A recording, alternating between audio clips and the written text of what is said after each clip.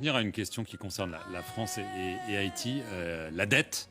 C'est vrai que l'ancien président du Conseil de transition présidentielle, Leslie Voltaire, avait déclaré sur nos antennes que le président Macron, lors d'une entrevue, avait évoqué la possibilité d'une restitution. Est-ce que, d'après vous, le président français doit faire une déclaration, mais aussi des gestes sur cette question historique si sensible?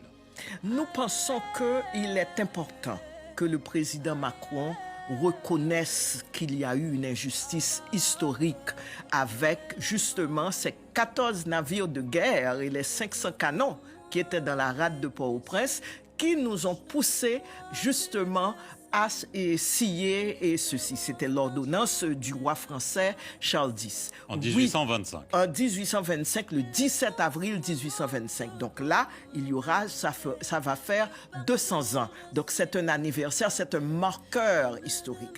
Il faut que ce narratif de Haïti qui n'était pas indépendant et tout ça puisse changer. Que Haïti, maintenant, puisse être reconnu, quelles que soient les faiblesses que nous avons, quels que soient les drames que nous vivons, la situation que nous vivons, il faut une réparation de cette injustice historique. Nous, du collectif haïtien afrodescendant, nous pensons que c'est important, c'est un moment crucial. Il faut qu'il y ait une somme aussi.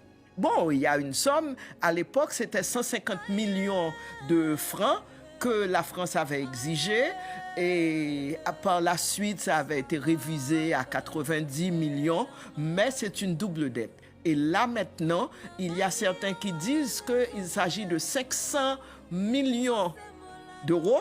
Il y a d'autres qui disent qu'il s'agit de 21 milliards d'euros. Quel qu'il en soit, il faut que les Français et les Haïtiens, incluant la société civile de part et d'autre et des intellectuels, puissent s'asseoir ensemble pour déterminer justement de quoi il s'agit, combien et aussi comment cet argent devrait être réparti.